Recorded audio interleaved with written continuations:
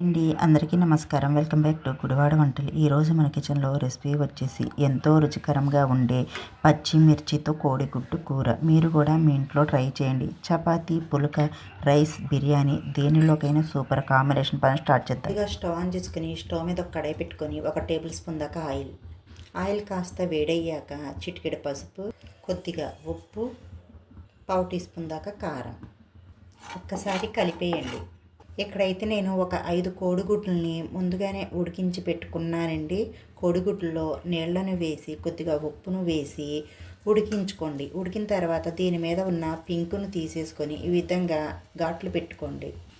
ఈ గుడ్ల పైన ఉన్న ఈ లేయరు కాస్త క్రిస్పీగా అయ్యేంత వరకు ఫ్రై చేసుకోండి. గుడ్ల పైన కాస్త క్రిస్పీ లేయర్ వచ్చింది కదండి. ఇప్పుడు మనం ఆయిల్లో నుంచి తీసేసుకుందాం. ఇప్పుడు ఇదే కడాయిలో 2 మీడియం సైజు ఉల్లిపాయలను తీసుకొని ఈ విధంగా పొడవుగా కట్ చేసి వేసుకోండి. వీటితో పాటు కారానికి సరిపడా పచ్చిమిర్చిని తీసుకోండి. ఇక్కడ నేను ఎర్ర కారాన్ని అయితే వాడట్లేదు ఫ్రెండ్స్. అన్ని పచ్చిమిర్చితోనే రావాలి స్పైసీ అంతా. మీకు ఎన్ని పచ్చిమిర్చి కావాలో అన్ని పచ్చిమిర్చిని వేసుకోండి. 1 ఇంచు అల్లం ముక్కను కట్ చేసి వేసుకోండి. 6-7 వెల్లుల్లి రెబ్బల్ని వేసుకోండి. ఇప్పుడు 1 స్పూన్ దాకా పుట్నాలను వేసుకోండి. మీకు పుట్నాలు వద్దు అనుకుంటే ఈ ప్లేస్లో జీడిపప్పును వేసుకోండి. ఈ ఉల్లిపాయలు పచ్చిమిర్చి అనేవి మరీ కలర్ చేంజ్ అవ్వాల్సిన అవసరం లేదు ఫ్రెండ్స్. ఇలా లైట్గా వేగితే సరిపోతుంది. ఇప్పుడు మనం స్టాప్ చేసేసుకుందాం. పూర్తిగా చల్లారనివ్వండి. చల్లారాక మిక్సీ జార్లోకి తీసుకొని గుప్పెడు కొత్తిమీరను వేసి మెత్తగా అవసరమైన నీళ్ళని వేసి మెత్తగా గ్రైండ్ చేయండి. ఎగ్ కర్రీకి కావాల్సిన మసాలా పేస్ట్ రెడీ అయిపోయింది. ఇప్పుడు దీన్ని పక్కన పెట్టేయండి. ఆన్ చేసుకుని ఇదే కడాయిలో 3 టేబుల్ స్పూన్ దాకా ఆయిల్ని వేసుకోండి. ఆయిల్ అనేది కాస్త ఎక్కువగానే పట్టుద్ది ఫ్రెండ్స్. చూసి వేసుకోండి మీకు ఎంత కావాలంత. ఆయిల్ హీట్ అయ్యాక ఒక చిన్న ముక్క దాల్చిన చెక్క, 2 యాలకులు, 3 లవంగాలు, చిన్న బిర్యానీ ఆకు. ఇవి కాస్త ఫ్రై అయ్యాక మనం ముందుగా గ్రైండ్ చేసి పెట్టుకున్న ఈ మసాలా పేస్ట్. ఈ మసాలా పేస్ట్లోని పచ్చి వాసన పోయేంత వరకు వేయించుకోండి. లో టు మీడియం మంట మీద పెట్టి. యాలకులు, లవంగాలు వేసుకున్నప్పుడు కొద్దిగా జీలకర్ర వేసుకోండి ఫ్రెండ్స్. నేను మర్చిపోయాను. ఇప్పుడు ఈ జీలకర్ర వేసేసి ఒక్కసారి కలిపేయండి. ఈ మసాలా పేస్ట్లో నుంచి ఆయిల్ అంతా పైకి వచ్చేదాకా వేయించుకోవాలి ఫ్రెండ్స్.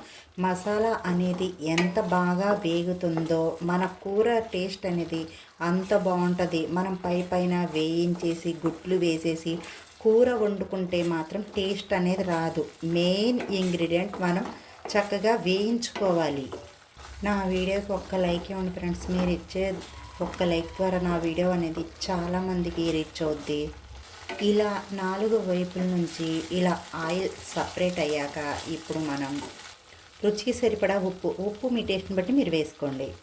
1/2 టీ స్పూన్ దాకా పసుపు, 1/2 టీ స్పూన్ దాకా మిరియాల పొడి, 1 స్పూన్ దాకా ధనియాల పొడి అన్నీ వేసేసి ఒక్కసారి కలిపేసుకోండి.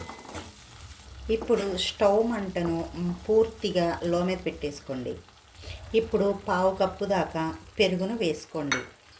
మీకు పెరుగు ఇష్టం లేకపోతే టమాటా పేస్ట్ని వేసుకోండి. టమాటాలని గ్రైండ్ చేసేసుకొని 2 మీడియం సైజ్ టమాటాలను తీసుకొని గ్రైండ్ చేసి వేసి కలిపేసుకోండి. ఇక్కడైతే నేను టమాటాలు వేయకుండా పెరుగు వేసుకున్నాను ఫ్రెండ్స్. మీరు పెరుగు ప్లేస్లో టమాటాలను తీసుకోండి. నేను ప్రతిదీ డీటెయిల్గా చెప్తున్నాను ఫ్రెండ్స్. కానీ కాస్త మీ సపోర్ట్ మాకు ఇవ్వండి ఫ్రెండ్స్. మీ సపోర్ట్ ఉంటే కదా ఫ్రెండ్స్ మేము ఇలాంటి మంచి రెసిపీ వీడియోస్తో మీ ముందుకైతే వచ్చేసేది. 1/2 కప్పు వరకు పెరుగు వేసేసి కలిపేసాం కదా ఫ్రెండ్స్. కాస్త ఆయిల్ పైకి రానివ్వండి.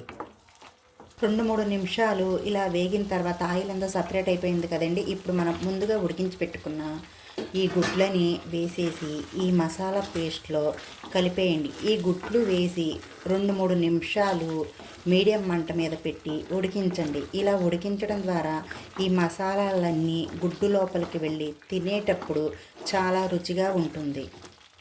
ఇప్పుడు మనం మూతను పెట్టేసి 2-3 నిమిషాలు ఉడికించుకుందాం. మధ్యలో కలుపుతాం.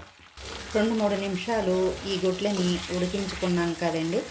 ఇప్పుడు మనం గ్రేవీకి సరిపడినన్ని నీళ్ళని వేసుకుందాం. ఇప్పుడు మనం మూతను పెట్టేసి 5 నుంచి ఒక 6 నిమిషాల దాకా మధ్య మధ్యలో కలుపుతా ఉడికించుకుందాం. స్లో ఫ్లేమ్లో పెట్టి ఉడికించుకోండి.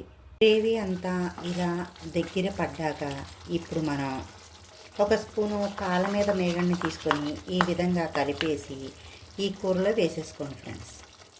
పావు టీ స్పూన్ దాకా గరం మసాలా, కొద్దిగా కసూరు మేతి, కొత్తిమీరను వేసి కలిపేయండి. ఒక్కసారి నా స్టైల్లో ఈ పచ్చి కారంతో ఈ కోడిగుడ్డు కర్రీని చేసి చూడండి ఫ్రెండ్స్. టేస్ట్ అయితే అదిరిపోద్ది. దేనిలోకైనా సూపర్ కాంబినేషన్.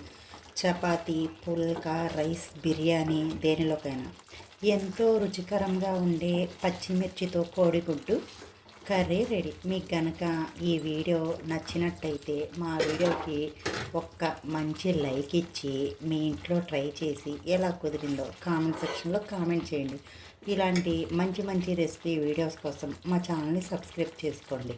పక్కనున్న గంట సింబల్ని యాక్టివేట్ చేసుకోండి. Bye friends, thank you for watching.